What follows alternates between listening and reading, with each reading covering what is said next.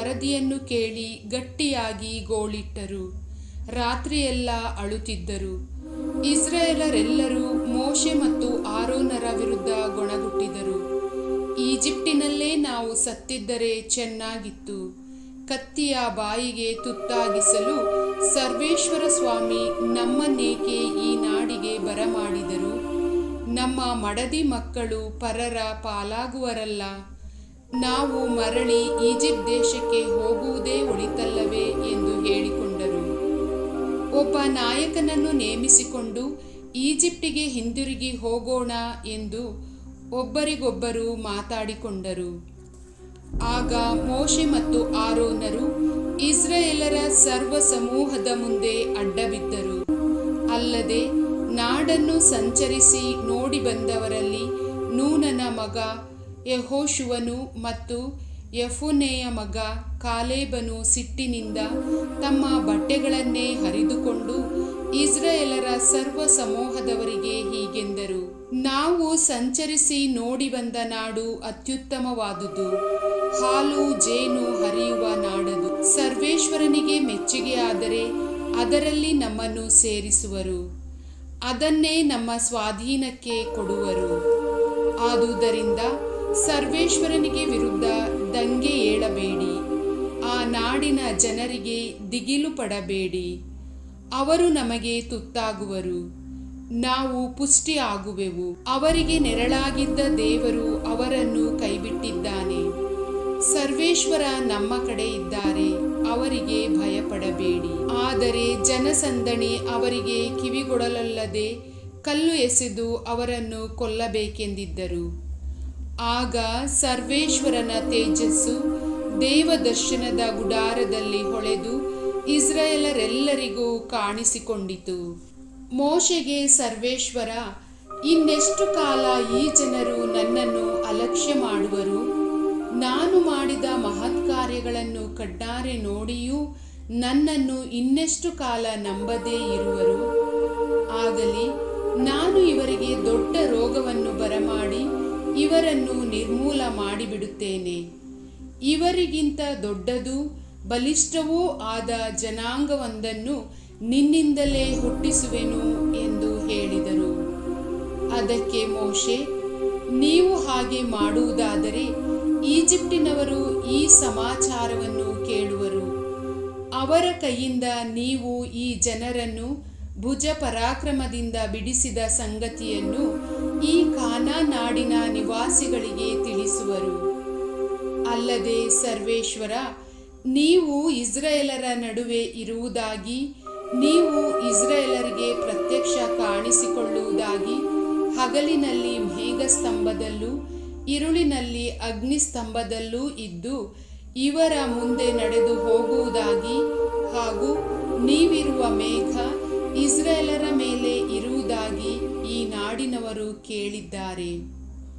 ಹೀಗಿರಲಾಗಿ ನೀವು ಒಂದೇ ಪೆಟ್ಟಿನಿಂದ ಈ ಜನರನ್ನೆಲ್ಲ ಸಾಯಿಸಿದರೆ ನಿಮ್ಮ ಪ್ರಖ್ಯಾತಿಯನ್ನು ಕೇಳಿದ ಜನಾಂಗಗಳವರು ನಿಮಗೆ ವಿರುದ್ಧ ಮಾತನಾಡಿಕೊಳ್ಳುವರು.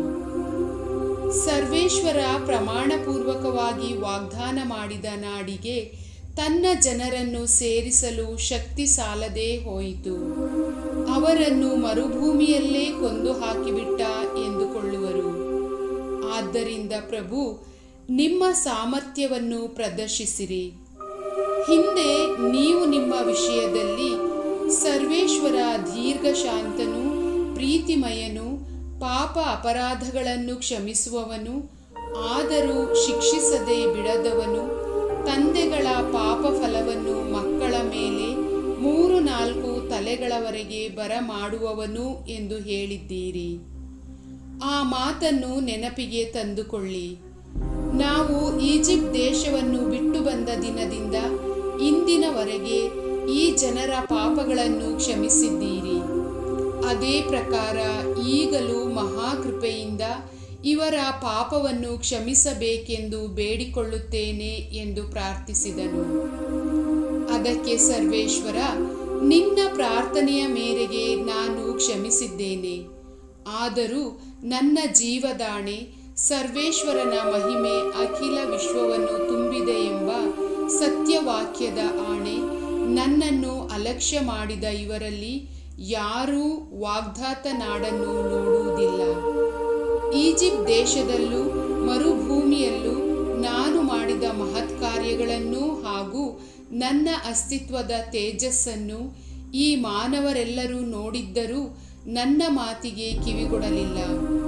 ಬದಲಿಗೆ ನನ್ನನ್ನು ಪದೇ ಪದೇ ಪರೀಕ್ಷಿಸಿದ್ದಾರೆ. ಆದ್ದರಿಂದ ಇವರ ಪೂರ್ವಜರಿಗೆ ಪ್ರಮಾಣಪೂರ್ವಕವಾಗಿ ನಾನು ವಾಗ್ದಾನ ಮಾಡಿದ ಆ ನಾಡನ್ನು ಇವರಾರೂ ನೋಡುವುದಿಲ್ಲ. ನನ್ನ ದಾಸನಾದ ಕಾಲೇಬನಾದರೂ ಅವರಂಥ ಮನಸ್ಸುಳ್ಳವನಾಗಿರದೆ ಮನಪೂರ್ವಕವಾಗಿ ನನ್ನ ಮಾತನ್ನು ಅನುಸರಿಸಿ ನಡೆದಿದ್ದಾನೆ.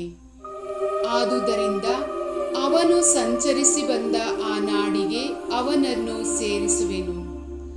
ಅವನ ಸಂತತಿಯವರು ಅದನ್ನು ಸ್ವಾಧೀನಪಡಿಸಿಕೊಳ್ಳುವರು.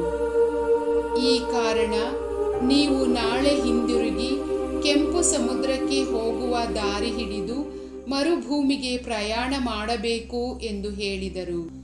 ಸರ್ವೇಶ್ವರ ಮೋಶೆ ಮತ್ತು ಆರೋನರಿಗೆ, ನನಗೆ ವಿರೋಧವಾಗಿ ಗೊಣಗುಟ್ಟುವ ಈ ದುಷ್ಟ ಸಮೂಹದವರನ್ನು ನಾನು ಎಷ್ಟು ಕಾಲ ಸಹಿಸಲಿ? ಈ ಇಸ್ರಾಯೇಲರು ನನಗೆ ವಿರುದ್ಧ ಗೊಣಗುಟ್ಟುವ ಮಾತುಗಳು ನನಗೆ ಕೇಳಿಸಿವೆ. ನೀವು ಅವರಿಗೆ ಹೀಗೆ ಹೇಳಬೇಕು, ಸರ್ವೇಶ್ವರ ಹೇಳುವುದೇನೆಂದರೆ, ನನ್ನ ಜೀವದಾಣೆ, ನೀವು ನನಗೆ ಕೇಳಿಸುವಂತೆ ಆಡಿಕೊಂಡ ಪ್ರಕಾರವೇ ನಾನು ಮಾಡುತ್ತೇನೆ. ನಿಮ್ಮ ಶವಗಳು ಈ ಮರುಭೂಮಿಯಲ್ಲೇ ಬೀಳುವವು. ನೀವು ನನಗೆ ವಿರೋಧವಾಗಿ ಗೊಣಗುಟ್ಟಿದ್ದರಿಂದ ನಿಮ್ಮಲ್ಲಿ ಎಣಿಕೆಯಾದವರೆಲ್ಲರೂ, ಅಂದರೆ 20 ವರ್ಷ ಮತ್ತು ಮೇಲ್ಪಟ್ಟ ವಯಸ್ಸಿನವರೆಲ್ಲರೂ ಮರುಭೂಮಿಯಲ್ಲೇ ಸಾಯುವರು. ಯೆಫುನ್ನೆಯ ಮಗ ಕಾಲೇಬ್ ಮತ್ತು ನೂನನ ಮಗ ಯೆಹೋಶುವ ಇವರಿಬ್ಬರೇ ಹೊರತು ನಿಮ್ಮಲ್ಲಿ ಯಾರೂ ನಿಮ್ಮ ನಿವಾಸಕ್ಕಾಗಿ ನಾನು ಪ್ರಮಾಣಪೂರ್ವಕವಾಗಿ ವಾಗ್ದಾನ ಮಾಡಿದ ನಾಡನ್ನು ಸೇರುವುದಿಲ್ಲ. ಆದರೆ ನಿಮ್ಮ ಮಕ್ಕಳನ್ನು ಪರರ ಪಾಲಾಗುವರು ಎಂದು ಹೇಳಿದ ನಿಮ್ಮ ಚಿಕ್ಕ ಮಕ್ಕಳನ್ನು ಅಲ್ಲಿಗೆ ಸೇರಿಸುವೆನು. ನೀವು ಬೇಡವೆಂದ ನಾಡನ್ನು ಅವರು ಅನುಭವಿಸುವರು.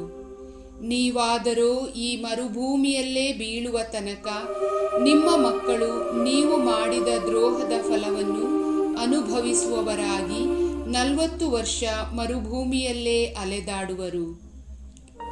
ನೀವು ಆ ನಾಡನ್ನು 40 ದಿನಗಳು ಸಂಚರಿಸಿ ನೋಡಿದ್ದೀರಿ. ಅಂತೆಯೇ 1 ದಿನಕ್ಕೆ 1 ವರ್ಷದ ಮೇರೆಗೆ 40 ವರ್ಷ ನಿಮ್ಮ ಪಾಪದ ಫಲವನ್ನು ಅನುಭವಿಸುವಿರಿ. ನಾನು ಕೈಬಿಟ್ಟವರ ಗತಿ ಎಂಥದ್ದೆಂದು ತಿಳಿದುಕೊಳ್ಳುವಿರಿ. ಇದು ಸರ್ವೇಶ್ವರನೆಂಬ ನಾನೇ ಹೇಳಿದ ಮಾತು. ನನಗೆ ವಿರೋಧವಾಗಿ ಒಟ್ಟು ಕೂಡಿಕೊಂಡಿರುವ ಈ ದುಷ್ಟ ಸಮೂಹದವರೆಲ್ಲರಿಗೆ ಈ ಮಾತಿನ ಮೇರೆಗೆ ಮಾಡಿಯೇ ತೀರುವೆನು. ಮರುಭೂಮಿಯಲ್ಲೇ ಅವರೆಲ್ಲರೂ ಸಾಯಬೇಕು ಎಂದು ಹೇಳಿದರು. ಆ ನಾಡನ್ನು ಸಂಚರಿಸಿ ನೋಡಿ ಬರುವುದಕ್ಕೆ ಮೋಶೆಯಿಂದ ಕಳುಹಿಸಲಾಗಿದ್ದವರು ಹಿಂದಿರುಗಿ ಬಂದು ಆ ನಾಡಿನ ಬಗ್ಗೆ ಅಶುಭ ಸಮಾಚಾರವನ್ನು ಹೇಳಿ ಸರ್ವ ಸಮೂಹದವರನ್ನು ಮೋಶೆಗೆ ವಿರುದ್ಧ ಗೊಣಗುವಂತೆ ಮಾಡಿದ್ದರು. ಅಂಥ ವ್ಯಕ್ತಿಗಳು ಸರ್ವೇಶ್ವರನ ಸನ್ನಿಧಿಯಲ್ಲಿ ವ್ಯಾಧಿಯಿಂದ ಸತ್ತರು. ಅವರಲ್ಲಿ ನೂನನ ಮಗ ಯೆಹೋಶುವನು ಮತ್ತು ಯೆಫುನ್ನೆಯ ಮಗ ಕಾಲೇಬನು ಉಳಿದುಕೊಂಡರು. ಮೋಶೆ ಸರ್ವೇಶ್ವರನ ಮಾತುಗಳನ್ನೆಲ್ಲ ಇಸ್ರಾಯೇಲರಿಗೆ ತಿಳಿಸಿದನು. ಅವರು ಬಹಳವಾಗಿ ವ್ಯಸನಪಟ್ಟರು. ಮಾರನೆಯ ದಿನ ಬೆಳಿಗ್ಗೆ ಜನರು ಎದ್ದು, ನಾವು ಪಾಪ ಮಾಡಿರುವುದೇನೋ ನಿಜ, ಸರ್ವೇಶ್ವರ ವಾಗ್ದಾನ ಮಾಡಿದ ಸ್ಥಳಕ್ಕೆ ಏರಿ ಹೋಗೋಣ ಬನ್ನಿ ಎಂದುಕೊಳ್ಳುತ್ತಾ ಆ ಬೆಟ್ಟದ ಮೇಲಕ್ಕೆ ಹತ್ತಿ ಹೋಗಲಾರಂಭಿಸಿದರು. ಆದರೆ ಮೋಶೆ ಅವರಿಗೆ, ಸರ್ವೇಶ್ವರನ ಆಜ್ಞೆಯನ್ನು ಏಕೆ ಮೀರುತ್ತೀರಿ? ಇದು ಕೈಗೂಡುವುದಿಲ್ಲ. ಸರ್ವೇಶ್ವರ ನಿಮ್ಮ ಸಂಗಡ ಇಲ್ಲ, ಹತ್ತಬೇಡಿ. ನೀವು ಶತ್ರುಗಳ ಮುಂದೆ ನಿಲ್ಲಲಾರಿರಿ, ಬಿದ್ದು ಸತ್ತು ಹೋಗುವಿರಿ. ಅಲ್ಲಿ ಅಮಾಲೇಕ್ಯರು ಹಾಗೂ ಕಾನಾನ್ಯರು ನಿಮಗೆ ಎದುರಾಗುವರು. ನೀವು ಅವರ ಕತ್ತಿಗೆ ತುತ್ತಾಗುವಿರಿ. ನೀವು ಸರ್ವೇಶ್ವರನ ಮಾತನ್ನು ಅನುಸರಿಸದೆ ಪ್ರತಿಭಟಿಸಿದ್ದೀರಿ, ಕತ್ತಿಗೆ ತುತ್ತಾಗುವಿರಿ. ಈ ಕಾರಣ ಅವರು ನಿಮ್ಮೊಂದಿಗೆ ಇರುವುದಿಲ್ಲ ಎಂದು ಹೇಳಿದನು. ಆದರೂ ಅವರು ಹಠ ಮಾಡಿ ಆ ಬೆಟ್ಟವನ್ನು ಹತ್ತೇ ಬಿಟ್ಟರು. ಸರ್ವೇಶ್ವರನ ಒಡಂಬಡಿಕೆಯಾದ ಮಂಜೂಷವಾಗಲಿ ಮೋಶೆಯಾಗಲಿ ಪಾಳೆಯವನ್ನು ಬಿಟ್ಟು ಹೊರಡಲಿಲ್ಲ. ಆ ಮಲೆನಾಡಿನಲ್ಲಿ ವಾಸವಾಗಿದ್ದ ಅಮಾಲೇಕ್ಯರು ಹಾಗೂ ಕಾನಾನ್ಯರು ಇಳಿದು ಬಂದು ಅವರನ್ನು ಹೊಡೆದು ಹೋರ್ಮಾ ಪಟ್ಟಣದವರೆಗೂ ಬೆನ್ನಟ್ಟಿ ಬಂದು ಸಂಹರಿಸಿದರು. ಪ್ರಭುವಿನ ವಾಕ್ಯ.